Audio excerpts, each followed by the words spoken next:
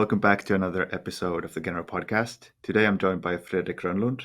Fredrik is the CEO of Leadoo Marketing Technologies, which is a company that provides a conversion platform with all the tools companies need to generate conversions, whether it's for sales, lead generation, recruitment, or anything else.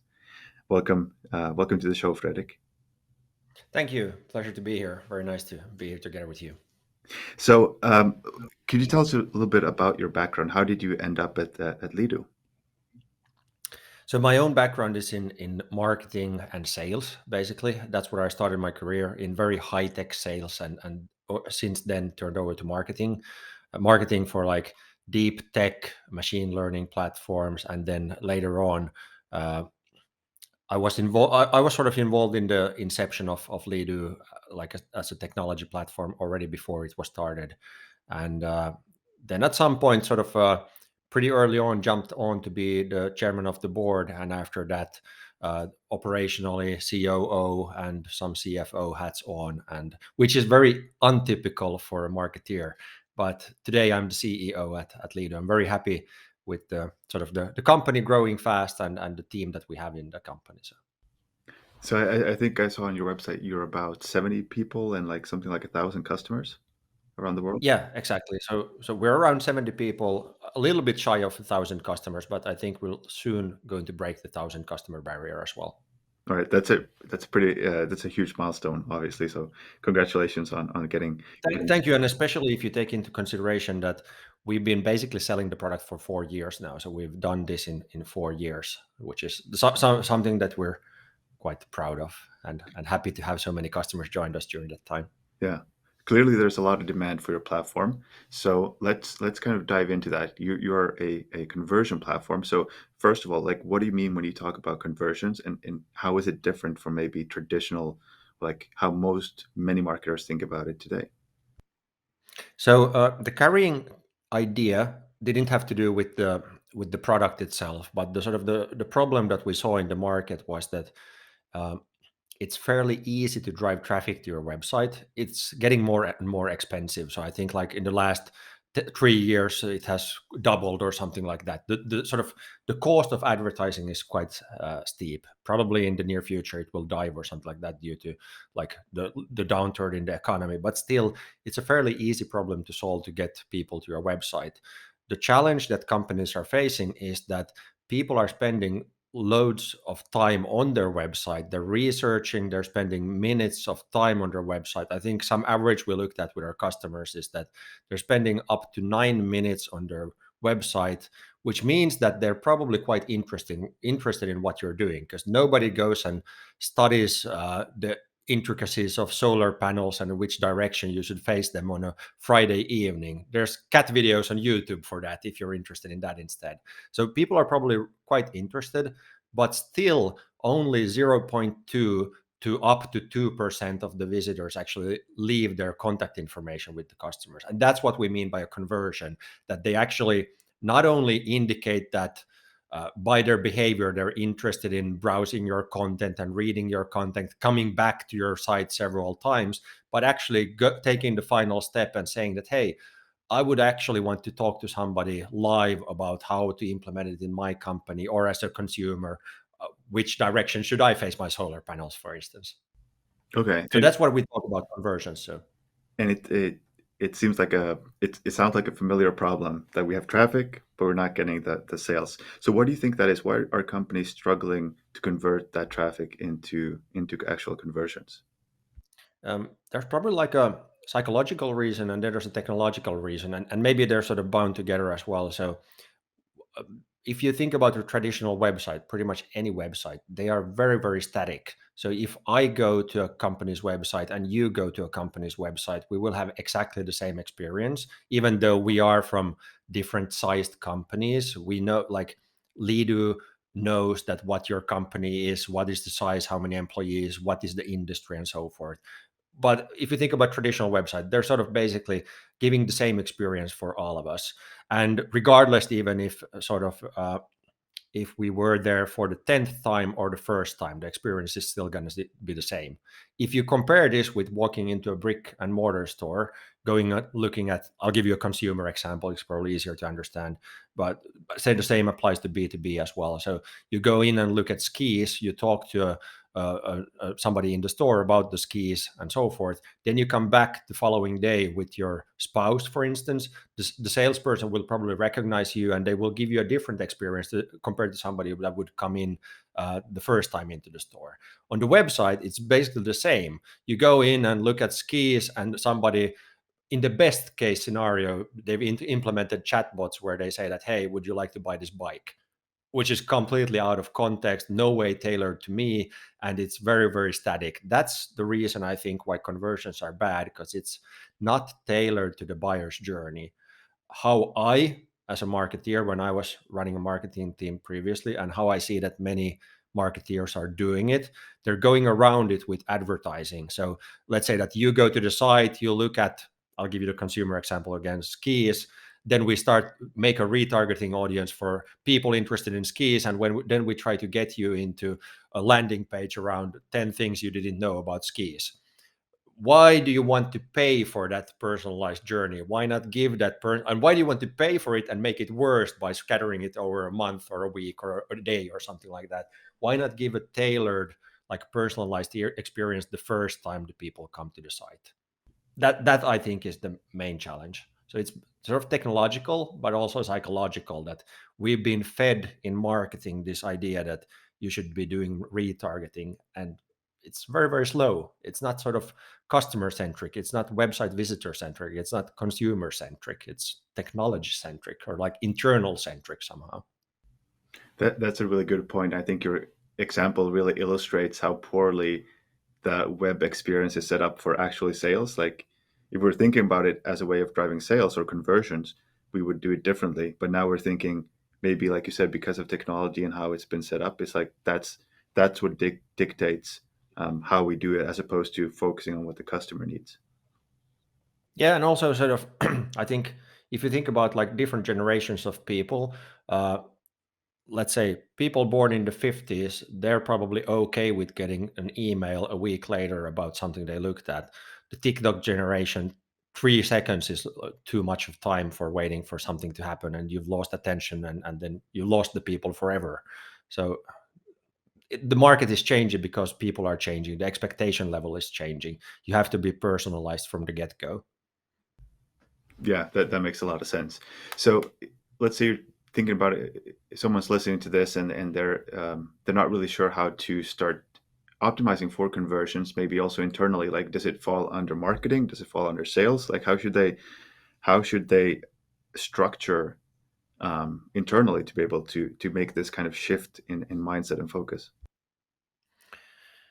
Um, It's also hard because we have these departments, and this sort of silo thinking by accident or by design leads to this silo thinking. So we're doing micro optimizations inside the marketing team or inside the sales team or inside the product team, as opposed to sort of having a holistic view on what is the company trying to accomplish. I think the latter is the right way to do it. It requires that you understand somewhat what the company is trying to accomplish, but for most companies, it's not rocket surgery in any way at all. It's very simple things. We're trying to generate future cash flows or cash flows today, or like, and sort of how do we do that as a company? Well, okay, we are doing it as a SaaS platform, for instance.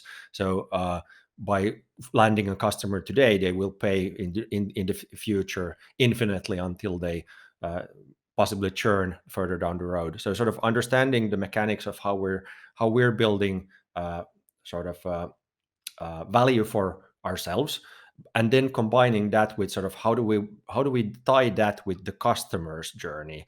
I mean, we should think externally back in. We should, of course, first understand how the company works. If we're selling small widgets, or if we're selling SaaS, or if we're selling large cruise lines, it's completely different. But after that, the more important thing is understanding how does the potential buyer then think about their journey and what do they do. So that sort of dictates more than what we should do internally. Should we be doing webinars at all? Does it bring any value? Or are our sort of total addressable market, are we selling to cruise lines? Okay, we know that there's like maximum 50 cruise lines in the world, so trying to get everybody over Facebook probably doesn't make sense for us. So like understanding the customer, I think helps understand like what should we be doing internally, and stop sort of protecting budgetary money inside different departments and silos. I know these are hard sort of silo walls to break, especially in larger companies, but I think the fight is worth it because we're trying to build customer value at the end of the day. And where we are, the space that Leadoo as a technology exists today is the website. We believe that all decisions are made at one point over the web anyway. So even if it's a cruise line buying a multi-million dollar cruise line, or somebody buying a new iPhone charger, or anything in between, the decision making is happening online on their website at some point. So that's why we believe that conversions and getting sort of those people, and then starting a dialogue with them online or over the phone or WhatsApp or whatever, or email or whatever you have, but sort of starting that dialogue is crucial to sort of solving your customer's problem and then hopefully closing the business also. Yeah, that makes a lot of sense, and I think it's a good point and reminder that everyone is online right now, and even if you're selling whatever you're selling, whatever price, you need to make sure that that kind of online touch point, conversion point, is optimized. And there certainly are a lot of examples of large B2B companies that it seems, at least, that they haven't really looked at their website in a decade or so. And just to kind of clarify, when you mentioned about silos, like that would breaking those silos would have to come from the top down, right? Like would have to be like a management decision, or how do you see that playing out? Yeah, I mean, in a traditional sense, yes. I think it's worth. I mentioned it's worth the fight to even do it from the bottom up. I mean, we should do what sort of customer centric, and regardless of sort of our internal. Everybody wins internally if we win our customers, and the only way to win our customers is understanding them. So, like protecting a budget doesn't make any sense, like regardless of where in the organization you are, because in the long run, if you protect the budget and you lose business to your competitors, you lost, you didn't win then. Got it. What would you say to, let's say, there are companies who think that, well, conversions is great if you've got a very clearly defined or maybe short purchase cycle, but we're operating in where it's so complex, and there are so many touch points, and it's so long, the buying journey, that we just can't do this kind of conversion thinking. Like, what would you respond? So if you I think it's even more crucial in longer sales cycles, because if you don't talk to the customer, if you don't get the conversion, you won't be able to have the dialogue, which means that you leave things up to chance. So the possibility that they will misunderstand you increases like exponentially over time, as opposed to you being there to be able to understand their problem and show how you can solve their problem. So I think the conversion part is more crucial in the beginning, especially in longer sales cycles, because then you have the control, as opposed to them sort of wandering around on your website and competitor websites and misunderstanding things, and so forth. Because your salespeople, at the end of the day, they are, and your experts, and so forth, they are the experts in the business, and they should be able to help your customers then understand how you can solve it. I think you are losing a lot if you're leaving it up to time and chance for them to figure out on their own stuff. Got it. So you have to kind of take like a proactive approach, where you're really trying to get people to take that step, as opposed to just doing, like, let's say, brand Yeah, marketing to try to stay top of mind. Got it. exactly. Um, so in terms of metrics, when it comes to measuring conversions, it sounds like it could simplify quite a bit, from companies maybe now have a lot of different metrics, and they have different metrics for marketing and different metrics for sales. So this kind of conversion approach, and using a platform like Leadoo, would that simplify the measurement and figuring out what to optimize for? It definitely does, and sort of the reason being that with this, we're able to tie sales and marketing metrics together and say that, hey, uh, we got this much business from this channel, and it was the result of this and this campaign from these and these sources, and sort of as opposed to today looking quite often at blended numbers. Quite often today you're looking in market at blended numbers, and you can see that, hey, we got 56 conversions last week, for instance. If we look into the details, then we will see that out of those 56 conversions, 50 applied for a job. So that's completely different as a conversion compared to the 6 that did not apply for a job. If we then look at the remaining 6 people, maybe 5 out of them signed up for a webinar, and 1 person said that, hey, I want a sales demo. So the one being very much more valuable for the company than the 5 other ones who were just, I don't know, downloading guides or signing up for webinars or something like that. So like a conversion platform is not only about increasing conversions, it's about understanding what kind of conversions did you get. And this then drives down to, again, quite often in advertising, we're looking at blended numbers or blended advertising. With the help of Leadoo, you can do retargeting, for instance, for people who are hot leads and cold leads. In different industries, it might mean different things. But for instance, we have a few customers who are selling housing packages, and for them, the fact that if the customer is looking to build a house this week because they already have the lot that they're going to build it on, or they're interested in the house from a design aspect and they're sort of pondering over maybe moving somewhere in a year, they're completely different target audiences in retargeting. So being able to do these kind of things because of the analytics, so that sort of ties together all the way to the advertising, all the way down to sales, because then sales also knows that, hey, this conversion over here in our CRM today, that's somebody who is interested in buying this week or this month, as opposed to somebody who's being nurtured for the next few months or something like that. Got it. And what do you think is required for companies, maybe on the marketing side, to start doing this kind of conversion focused marketing? Is it a matter of like you need to have better visibility into, like you need to have a better sense of the numbers of what understand your customer better, or is it you need to invest in more content so you can start actually generating conversions? Is it segmentation? Like what are the biggest things that companies need to do to be able to start thinking and acting like this? Well, I'll give you an answer based on the 1,000-ish customers that we have today. They quite often know what they should be doing. They've just sort of lacked the tools to be able to personalize the sort of the interactions on their websites. That's pretty much the first step, because they already have a really, really good not only assumption but sort of data based on like previous conversions, and having talked to their customers, and their sales teams have been asking for this and that previously. They quite well know what they should do. They've been lacking the tools, and they've been going around that with retargeting audiences and landing pages. So to just sort of skip that retargeting and landing page step, just make a personalized journey for everybody that comes to the site first. Uh, Otherwise, it's quite straightforward. I mean, then you want to start optimizing it, then sort of take it in baby steps. That's if you do the first step already, like personalize it. We did a survey for 800 customers of ours who had been with us for a year or more.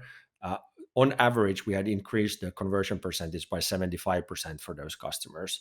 These are blended numbers again, but these are normalized numbers. So with the same website traffic, with the same advertising spend.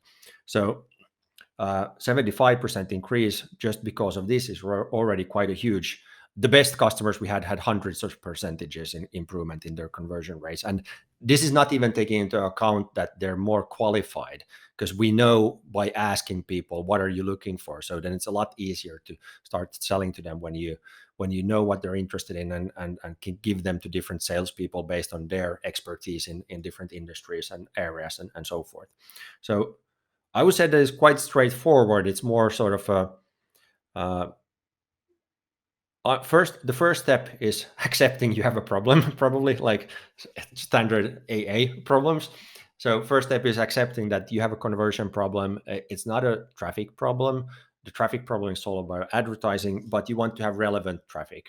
Okay, so you have a conversion problem. How do you first sort of interact with the people who are the right people that come to the site? After that, you want to get more of those right people to the site. And that comes through the fact that we don't tell Facebook that we want more of these job applicants and demo requests and white paper downloads. No, we want only one of these. And this campaign should be only targeted towards people who are looking for a job. This other campaign should be only targeted to those lookalike audiences who are looking for 10 tips on something, and the third campaign should be only targeted those that are ready to buy. So I would say it's the same thing that you're doing, but just have the right tools, or the sort of accept that you have a problem, then sort of start solving it in a smart fashion. So Yeah. I just want to make sure. So there was a 75% average increase in conversion across 800 clients. 800 plus clients. I can't remember how many. It's available on our website and in like LinkedIn. We've been touting it out in the past few weeks quite a lot. So there was a conversion report that we did, like studying exactly that, those 800 plus clients. Yeah, that's huge, and that translates directly into like lower acquisition costs. Wow. Exactly. If you look at like our own website, for instance, we're dog fooding it quite a lot by driving the right, first of all, driving the right amount, the right kind of sort of traffic to the site, and then sort of having those conversion points in place on the website for top of the funnel people. There's different kind of conversion points, and bottom of the funnel and middle of funnel, different kinds. Our sort of conversion percentage is roughly 10%, whereas the industry average is, depending on B2C, is probably around, like looking at blended numbers, but around 0.2, and B2B 2%. We're more in the B2B, so we're in 5 times the average basically, and we have many customers who are a lot better than we are at it. So That's incredible. I think that raises an interesting point because a lot of companies are kind of, they lack context, right? So maybe they don't really even know. Like you said, the first step is diagnosing that you have, accepting that you have a problem. But how can maybe some companies don't even know because they're seeing some kind of performance, but they have no sense of like, is this a good hit rate? Is this a good sign up rate for the webinar? How would you go about diagnosing? Would you use benchmark data? How would you go about it?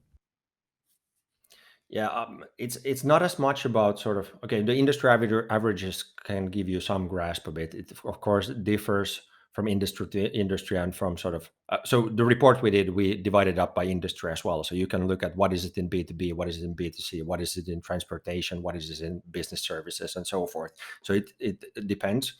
That said, so I think it's not as much about the problem. It's more about sort of how to do constant improvement, how to improve it all the time. And sort of you have a base scenario, and then you want to improve it from there.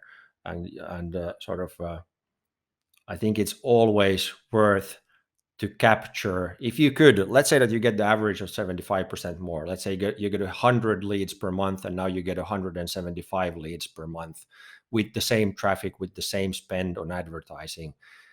It's most probably always worth it. Plus, you get much more sort of uh, data on what they are. This is not a sort of a product pitch per se. Obviously, I'm representing a company that does the same thing. It's more sort of the mentality, and I think sort of creating those personalized experiences has been technologically hard to solve. Now we happen to solve it in a quite nifty way and quite easily. But sort of regardless of technology, the results kind of speak for themselves. Like if people are engaged in something that they're interested in, they won't leave. If you think about yourself, or if I think about myself, if somebody sends me a link to a random website, I'll probably like browse down and go up. And if there's nothing engaging or interesting that's interesting to me, I'll just leave. And why can't we do something about it? Can't the front page, right, interact with us, like around the questions that are interesting to us, and then we'll be taken down the rabbit hole and actually be interested in the end. And it might solve a huge problem for me. I probably lost like thousands of different opportunities to solve something that's relevant for me as a consumer, for instance, as opposed to sort of, yeah, not having seen those. So Yeah. When you think about, obviously this will depend from industry to industry, company to company, but is there anything you're seeing in terms of the formats for the content, like webinars, podcasts, white papers? How do you think about creating those conversion points, or yeah, the kind of content that drives the conversions. Is there anything companies can kind of take away? So there's as a marketeer, you want to have like a constant pipeline for the sales team to close. So let's say that if they're full up at the moment on picking up phones and closing businesses and so forth, you probably don't want to throw like 100% more leads at them today, but you might want to concentrate on like getting those people that might be interested 3 months from now, for instance. So that brings your focus down there. So as a marketeer, you're responsible for managing the sort of the leads pipeline and seeing that where do I have bottlenecks at this point in time. It might be top of the funnel, it might be bottom of the funnel. If you're starting from scratch, like maybe start from the bottom of the funnel to see what kind of people can we capture from competitors or somebody who's really interested. I think you're losing quite a lot of those already today by just having a website with a phone number or a form or like contact us or something like that. By just engaging with them, you will have those for first. Once you've scaled up your sales team to match that incoming lead amount, then you might want to start sort of increasing the lead amount. And if that's sort of on parallel, then you want to start creating the top of the funnel content to create the awareness and get your brand out there and sort of get more qualified leads further on. So I think that sort of it depends, and sort of that's your sort of job as a marketeer is to figure out where do I have bottlenecks, where do I need more volume, where don't I need that much volume today. Got it. Okay. And do you think that companies should generally be focusing on like a single conversion path, or should they use many different like should would it make sense to just have like maybe a couple of webinars that you're or running people to, and then you have some kind of email automation after that, or should they be running a lot of different tests and trying to? Well, the basically question is, do how do we manage that complexity if we decide to do a lot of testing? Yeah. I mean, the size of your team obviously dictates how much testing you should do. I'm all for always doing testing, and quite soon you will know that these are the ones to keep and these are the ones not to keep, and then you'll keep sort of iterating with those that you didn't keep. So you try to come up with some other things to keep.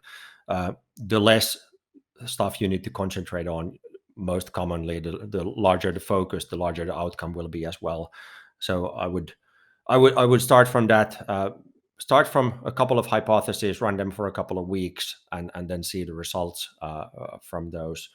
Um, yeah, I think that's the right way to do it. So Got it. And always, I'm guessing you're saying always optimize for like business outcomes for hard conversions, like not soft metrics that don't I necessarily. mean, there are reasons to be soft metrics as well. I mean, you could have business goals in we want to build awareness as the most ESG compliant company in our sector, for instance, and build that awareness. Or there might be companies who are doing only ABM for like 50 total addressable market companies in the world that they're going after. So it depends a lot on what you're trying to do. Most companies are probably somewhere in between. So they're trying to reach quite a large audience and trying to figure out who would be the right one for us in this sort of market condition that we're in right now with these competitors that we have around us. So it's not sort of a one-off thing. The market is changing all the time. The world is changing already, as you said. Like you said, email marketing, for instance, it might work well for some buying candidates or potential buyers, depending even on generational or some other issues, whereas others want to like get the results immediately. So I can see, for instance, cultural differences in how people are used to buying in the UK compared to how people are used to buying in Finland, for instance. So there's very large difference, or like Germany versus the US and so forth. Got it. How do you think companies should think about balancing short term versus long term, and maybe kind of maybe the marketing department feels that we need to nurture these leads for a long time, and the sales department is maybe a bit more impatient. So how do you think about how should companies think about pushing for that conversion as opposed to knowing where to kind of back off and let people take their time? I mean, this is a million dollar question. The the more the marketing and sales teams talk to each other, the more they will understand each other. But usually, marketing has a little bit longer horizon than sales has. Sales is usually looking at the next month, whereas marketing needs to help sales for the next month, but also ensure that we have leads 6 months from now. But and sadly, in very many cases, gone in the direction where marketing is only focusing on the 6 to 12 months and sales is only focusing on next week, and that sort of builds up frustration, and that's why we're talking about the traditional schisms between sales and marketing, because we are talking about different things. I think it's also a technological problem. We have quite many technologies on the market that there are awesome technologies that are built for email nurturing, for instance, and they've sort of built the mantra around that this is the way to do digital marketing nowadays. I think it's true and I think it's good, but I think we've sort of been brainwashed a little bit too much into accepting that that's the only thing we should be doing in marketing, is only concentrating on getting people to webinars and then nurturing them for 6 months, and then they should be buying, and then actually we probably forget about the buying part even. So it's sort of because everybody is talking about nurturing, it's kind of become a mantra that, hey, we should be doing nurturing because everybody else is doing. So we're doing it for the sake of doing it instead of for the business results of it. And it's actually even harder to measure success of something that takes longer. So the faster you can get results, the easier it is to measure it.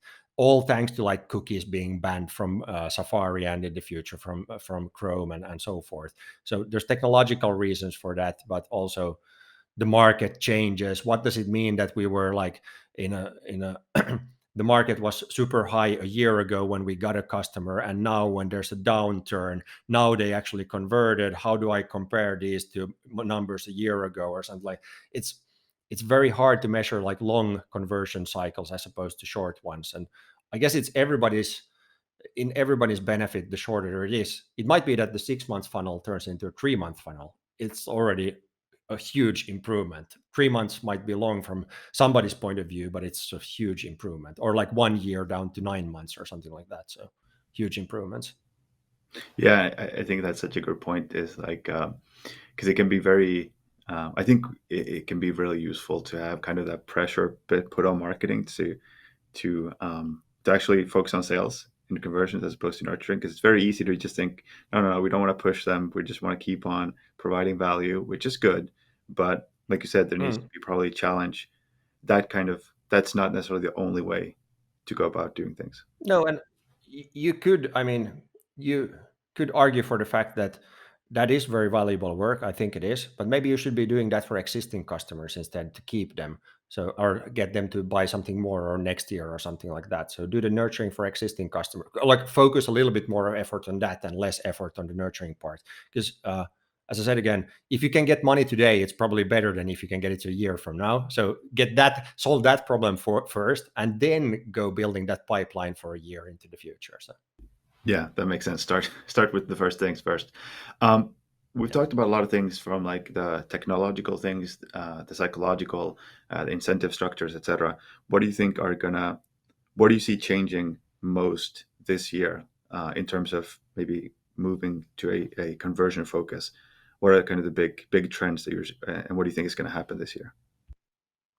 I can see that it's already changed a lot in the last few years. So a couple of years ago, nobody was talking about conversion. Everybody was talking about traffic and nurturing and stuff like that. So there's been a shift in discussions already. The majority still isn't on board with it. I'm not sure if this year will be for the majority, but the early movers have already moved on a year or two ago. So now the majority is waking up to the fact that, hey, throwing money at Meta doesn't probably bring us the results that we want. It's not solvable by just the easy part of advertising more. We have to do something smarter for that. I think that's a trend that's changing. Another thing that's changing is if and when, or well, I'm not going to try to predict the world, but like if there is a downturn and people start scaling down, uh, we still want top line revenue to be the same or grow. We want the same income as previously, but with lower costs. Can we shift our focus away from advertising and use the same money into converting more? Because I mean, we already know if you go into your Google Analytics, you will see that you have 1,000, 10,000, or 100,000 visitors per month, and not people are spending 9 minutes on your site. Just go into your own Google Analytics. You will see that they're spending 9 minutes, and you can see how many people are spending 9 minutes or more on your site. And there's the potential. They're interested. You still haven't caught them. Maybe you should capture those thousands of people before trying to go and pay Meta more to get 2 more webinar signups or 2 more demo requests or something like that.